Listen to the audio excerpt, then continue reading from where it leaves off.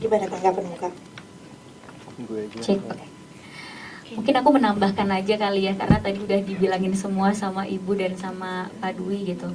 Kebetulan aku juga sering gitu ya merasakan viral-viral gitu ya di platform TikTok, suka nggak sengaja omongan aku di podcast dipotong-potong terus tiba-tiba viral di TikTok yang nonton banyak. Tapi untungnya nggak seperti kayak Bu Prani sih, cuma di kolom komentar itu ada pro dan kontra terhadap pendapat aku gitu. Jadi aku ngerasain bagaimana orang itu bisa berpendapat terhadap aku hanya karena potongan video aja gitu. Dan film Budi Pekerti ini akhirnya bisa membuka banyak sudut pandang gitu, karena kita bukan cuma melihat berita yang viral aja, tapi kita bisa melihat di balik berita viral itu sebenarnya ada apa sih. Ternyata kita tuh nggak bisa loh jadi manusia yang menilai hidup orang itu dari potongan video aja gitu. Mungkin kalau kita nggak pernah viral, tapi aku yakin kita manusia biasa pernah menanggapi atau gatel gitu pengen ikutan komen. Atau kalau kita nggak komen di publik, at least kita share deh linknya ke grup keluarga, pasti gitu kan. Nggak komen gitu ya karena takut kalau komen nanti ketahuan teman gitu atau malu. Cuma pasti kita share ke grup keluarga atau grup teman terus kita gibahin di situ gitu. Itu udah pasti pernah, karena aku juga pernah gitu ya, ada berita viral apa kirim ke temen, lihat Nyat ini kenapa ya Nyat gitu, terus gibahin di situ.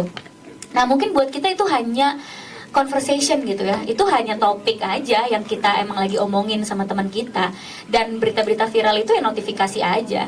Cuma bagi orang yang mengalami itu bukan hanya sekedar topik, itu bukan hanya sekedar notifikasi, tapi itu bisa jadi mimpi buruk, bisa jadi apa ya, momen yang sangat memalukan gitu ya. Karena jujur pas aku viral, aku berharap gak ada yang sharing video aku gitu. Aku berharap gak ada yang ngomongin itu di grup keluarga atau di grup temen gitu. Aku berharap gak ada bahkan orang yang peduli gitu. Jadi aku sadar gitu, pas aku nonton film Budi Pekerti, pertama kali aku nonton di Toronto, aku sadar kayak jangankan kita nge-komen atau ngebully, kita nge-share ke orang lain aja, itu bisa jadi sesuatu hal yang berat buat Bu Prani gitu. Kayak Bu Prani kayak diomongin sama tetangga aja, nggak ngelihat komentar di digital aja, itu bisa membuat dia malu, atau dia diomongin sama orang tua murid lain, atau diomongin sama rekan gurunya lain gitu. Jadi aku seneng nonton film Budi Pekerti karena aku bisa juga jadi orang yang lebih baik lagi dalam menggunakan sosial media. Dan jujur semenjak aku nonton film Budi Pekerti tidak pernah ada satupun berita negatif yang aku share ke sahabat aku. Jadi aku nikmatin sendiri, aku telan sendiri gitu. Kecuali kalau temen aku nanya, lo udah update belum yang ini gitu, baru aku jawab gitu. Tapi nggak pernah secara sengaja aku kirim ke dia lagi gitu, karena aku nggak mau aku jadi orang yang menyebabkan hidup orang lain jadi lebih tidak baik gitu.